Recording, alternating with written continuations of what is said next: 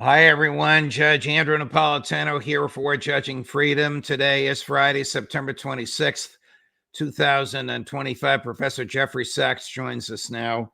Professor Sachs, this is double duty for you, and I thank you for it, but you were as outraged as I was, and as I would imagine everyone watching us now was at the speech given by Prime Minister Netanyahu to a nearly empty, man, I counted no more than a dozen people on the floor, nearly empty General Assembly chamber today. Before we run the most incendiary part of what he said, did any of what he said surprise you? Well, the vulgarity of it surprised me. And I think he put Israel into a direct confrontation with almost all of the world. That's why the seats in the General Assembly were empty. He told it like he sees it. The most important point of his speech is that under no circumstances, according to him, will there be a Palestinian state. So he made clear what we've known for a long time, but some people have denied.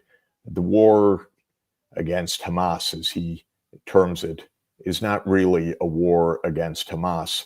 It is a war against the possibility of a state of Palestine. It is a war to expunge the political rights of Palestinians once and for all. And today's speech put that very, very clearly. He didn't say, once we get rid of the terrorists, well, then we will sit down and negotiate a state of Palestine alongside the state of Israel. He said it will never happen. And he said that is the will of not only himself and his government, but also, he said, of the parliament, the Knesset in Israel, and of the Israeli people. So he took a very clear stand, which, in my view, first of all, makes clear that Israel has no possible direction for peace other than killing and war all the time.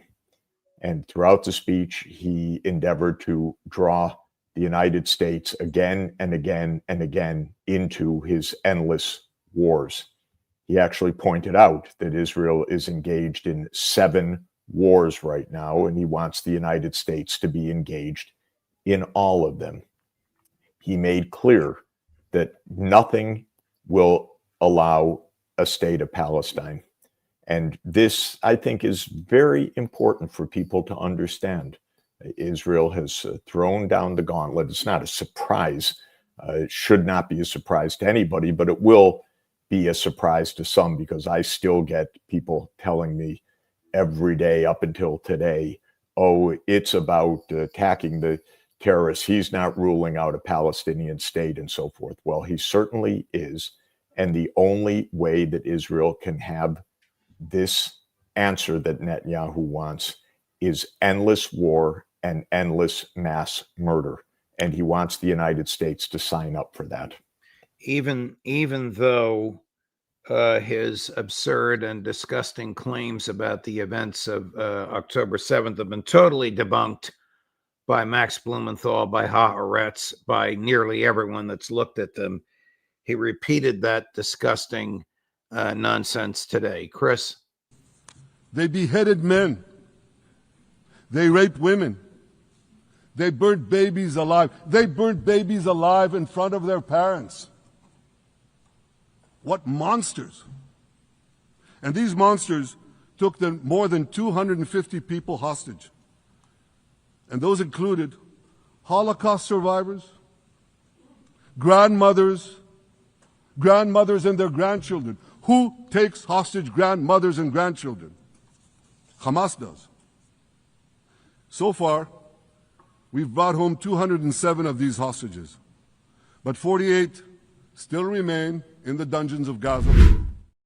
And that has been totally debunked. It's an outright lie. The Israeli public knows that it's a lie. Hey, Bibi, why didn't you mention the stand down order? Who gave that?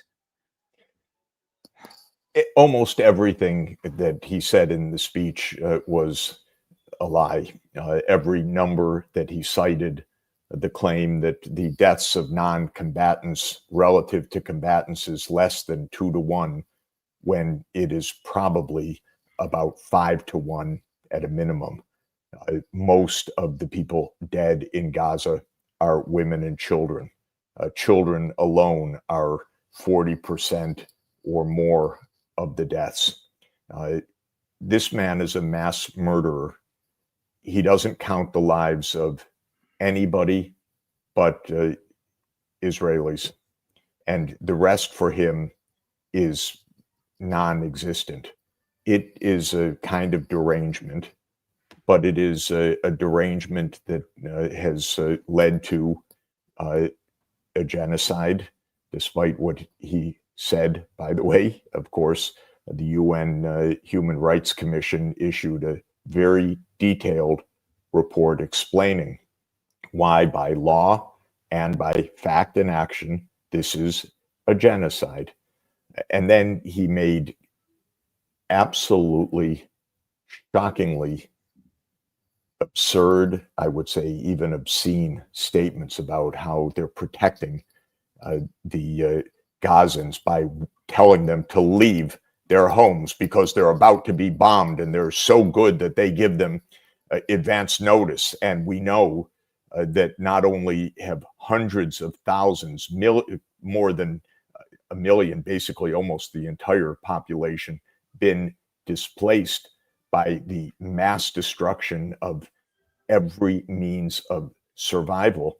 When the Gazans have been sent to a supposedly safe place, they're bombed there as well. Everything he said was a lie about all of these facts. But the main point is that he explained very clearly the political point of view. The political point of view, as we have discussed many times, you and I, is that there will never be a Palestinian state. That will lead to resistance among people who are oppressed and suppressed and jailed for no cause, or expelled from their homes, or expropriated, or tortured, or murdered in cold blood by settlers and by IDF and others. There will never be a Palestinian state. There will then be resistance, and Israel will see to it that it overthrows every government that supports the Palestinian cause. And that's why Israel is in 7 wars, and he bragged about it. He bragged about the 7 fronts that Israel is fighting. Well, Israel's fighting everybody because what Israel is doing is monstrous, because it has no answer, because there is no politics in it other than murder and repression. And his idea since 1996 has been that Israel will assert ownership of every bit of the Palestinian territory.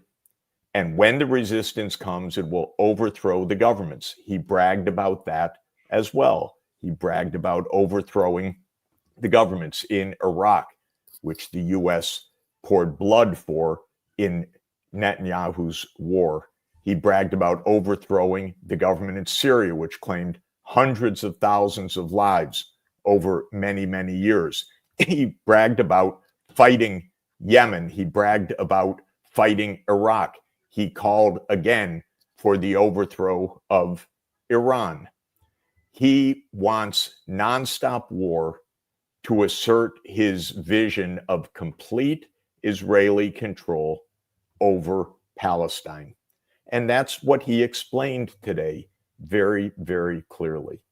Israel is a rogue state backed by one country only, by the United States of America. What we had this week was a revulsion and a rejection of everything that Netanyahu claimed this afternoon. There are now well over 150 countries that have recognized the state of Palestine, despite the extreme pressure put on by the United States that those countries don't do that. But they do it anyway because they know that's international law and that's basic morality, and it might help to save the lives of millions of people who are being murdered right now by Netanyahu and his gangster cronies. So this is what today's speech really came down to. Now, it'll be interesting.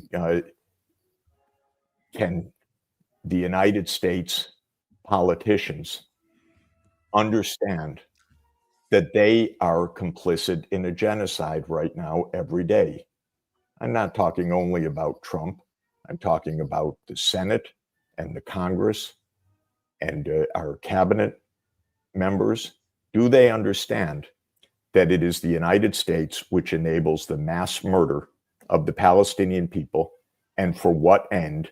For Israel to assert complete control over all of Palestine and over parts of Lebanon, Syria, and who knows what else they're going to claim. Do you think that Netanyahu plans to annex the West Bank? I think that this is, of course, his intention. It is reported that yesterday, President Trump told Arab leaders that this would not be allowed by the U.S. This is interesting because, first of all, it makes clear a basic point, and that is that the United States can stop this. And Trump was very clear. We can stop the annexation of the West Bank. Let me just interrupt you for a minute, because he said the same thing to the press. I know you're on the other side of the globe right now. He said the same thing to the press today. I was quite surprised to see this, but here's President Trump today in the Oval Office on this topic. Did you promise leaders this week that you would not allow Israel to annex the West Bank? Is that something that you I will not allow Israel to annex the West Bank. No, I will not allow it. It's not going to happen. Did you speak with Netanyahu about this directly? Yeah, but I'm not going to allow it. Whether I spoke to him or not, I did. But I'm not allowing Israel to annex the West Bank. There's been enough. It's time to stop now. Okay? Can he stop Netanyahu from doing that? Of course. Israel survives only because of the United States. The United States arms Israel. The United States finances Israel. The United States provides the veto in the UN to prevent the overwhelming majority of the world from being able to act because the US uses its veto. So yes, President Trump isn't bragging. He's making a point. The US can stop annexation, but I'll make another point. The US can stop mass starvation of the Gazans. The US can stop the mass slaughter of the Gazans.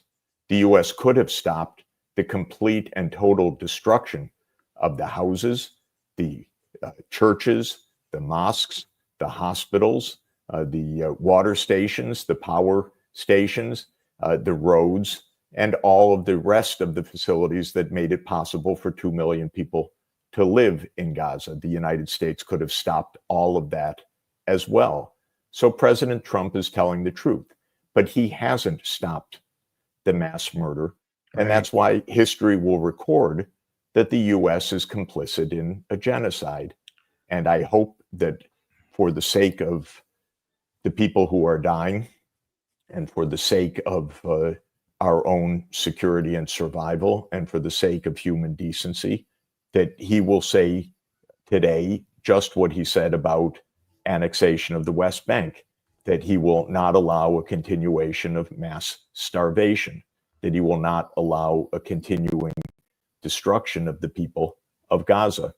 And if the United States had a shred of awareness, which sometimes it seems it doesn't in the political class I'm talking about, the United States would join every part of the world and international law and common sense and common decency and recognize a state of Palestine based on peace and the two-state solution.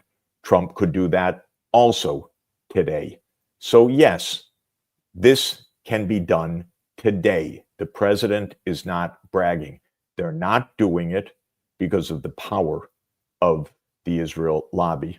and maybe even Netanyahu said, because of the tight connections of the CIA and Mossad, maybe because of Mossad and Epstein, maybe because of the campaign contributions. We don't really know why, but we do know that the overwhelming majority of the world that isn't caught up by the Israel lobby understands full well what is happening. Is the Israel lobby in the United States strong enough to overbear what we just heard President Trump say he wouldn't allow?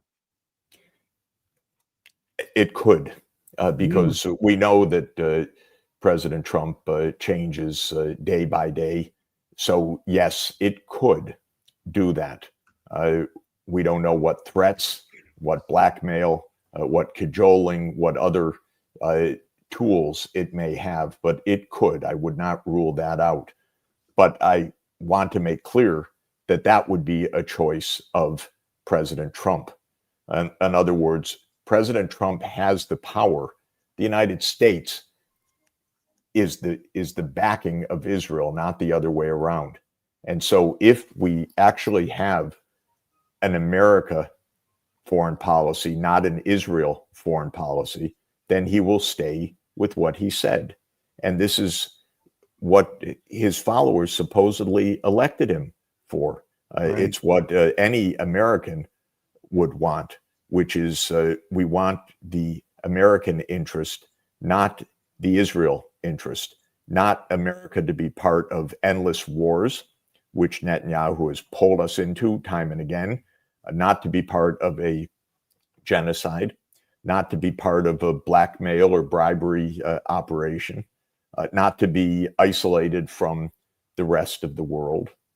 And now we have today, I think, as clear as can be, Netanyahu says there's no path to peace other than through war, because Israel will never allow a state of Palestine. Well, the point is that if the United States changed, that too can be imposed by the world community. That's called the UN Charter. That's called Article 7 of the UN Security Council. Even the UN General Assembly will be able to find the power to do this. Netanyahu has put his country into almost total isolation, but for one remaining country, and that is our country. Netanyahu bragged today about the 7 wars that Israel is fighting. And of course, we both know, and everybody watching us now knows that he wants to start an 8th. And you and I were invited to lunch, although we both left before the food was served, with the people that he wants to attack and kill, the president of Iran. He wants to turn Iran into another Syria. What was your impression after listening to the give and take between the president and the foreign minister of Iran and the 20 of us that were in that room? I've been hearing from the Iranians for a very long time, and in many, many detailed discussions that go back a long way, that Iran wants peace, it wants normalcy, it wants no nuclear weapons, it wants monitoring, but it wants its sovereignty and its protection from Israel, and Israel backed by the United States. Donald Trump did something shocking, extraordinarily disturbing, and extraordinarily debilitating of America's interest. And that was to enter into negotiations, announce an upcoming negotiation, and then bomb Iran a couple of days before that negotiation. So he did that, of course, at the behest of Netanyahu, but he sent, again, a very clear statement that the United States does not understand the idea of diplomacy.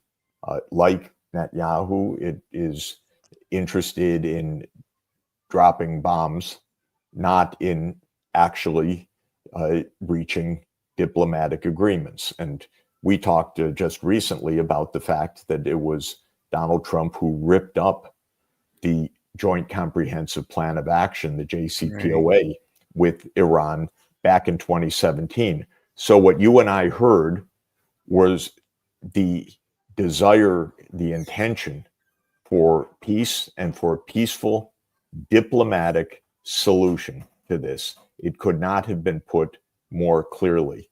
The main point I'm making is that that's been true for a long time. From Netanyahu's point of view, anytime another side says negotiate, he aims to kill the negotiators. This is literal. I'm not being rhetorical.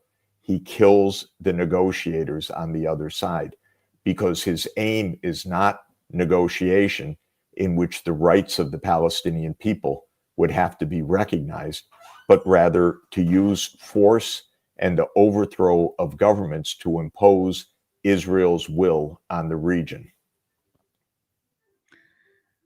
I was very impressed with the sincerity of the president of Iran and the foreign minister. And I wish that the American officials could have heard what we heard without their Netanyahu tinted glasses that they always seem to wear. Of course they could if they would sit down and talk. Right. And if they would do so honestly rather than kill the negotiators of the other side.